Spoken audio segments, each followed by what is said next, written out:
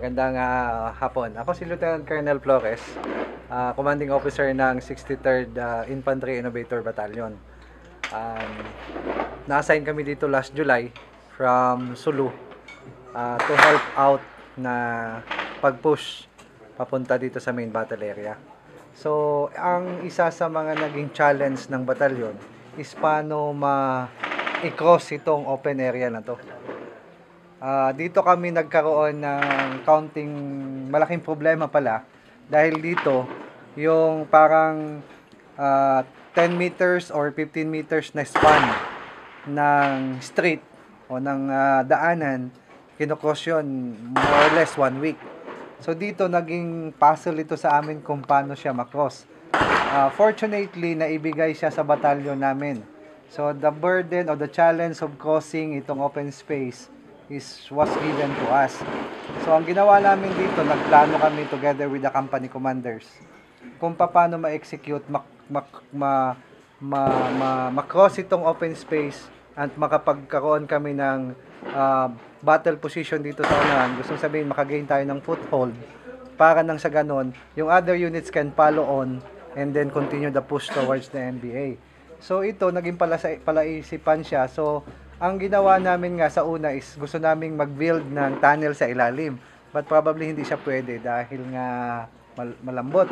So ngayon, nag-engineering works muna kami doon sa kabila. Ginawa namin ng daan. So from a patwalk sa likod ng mga buildings na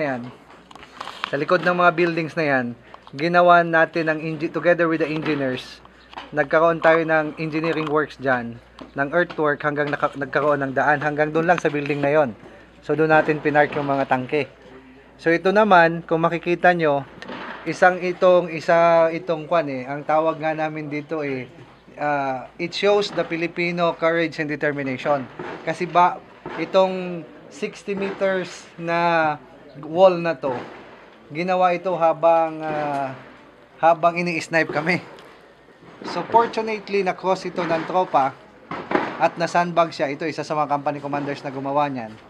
So si Lieutenant Braga, isa sa company commander ng Charlie Company. So actually handiwork ng kumpanya niya yan at ng iba pang mga kumpanya namin. So yung nagtawid nito, iba-ibang job namin, iba-iba yung tasking. So ginawa natin ito ng isang araw.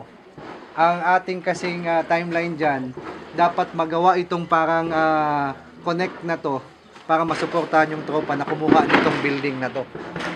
So this is the building na kinuha natin na nagkaroon tayo ng foothold. Nung nagkaroon ng foothold ito, sinandbag ito. So ito yung tunnel na yan mamaya, makikita nyo. That is a 60-meter tunnel na ginawa natin para maipasok yung mga tropa and eventually gumawa tayo ng daan para makapasok yung tangke. So dito hindi yan siya tinuturo sa school But ito kasing batalyon namin ang pangalan nito is Innovator So, ang sabi ko sa tropa nung mag-assume ako dito, we have to innovate. Kasi hindi ito yung una kong batalyon.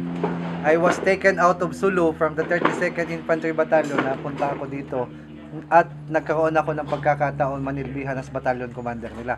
So, this is my second time. So, naupo ako dito last August and to help out and to help plan yung pag-push.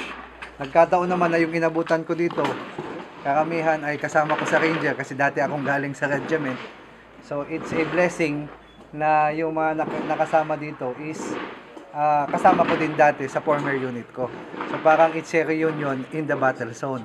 So nag-blend kagad kasi pare-parehas pananaw, pare-parehas yung push kung how we see things and na-inputan. So, ito yung, kumbaga, a handiwork of soldiers' determination to push through. Mahirap siya, very challenging, very dangerous, but the risk is worth. Kasi, nung nagkaroon na ito natulay natin ito, 3 batalyon lang nandito ngayon. Yung 63rd, the 51st Infantry Battalion, and the 3rd Scout Ranger Battalion. So, lahat na yun, nandito na kami for the push na dyan sa area na yan. So, hopefully, by God's grace, we will be able to push and sooner or later probably it will help this particular handiwork of the soldiers will help the final push and the final operation ng Marawi.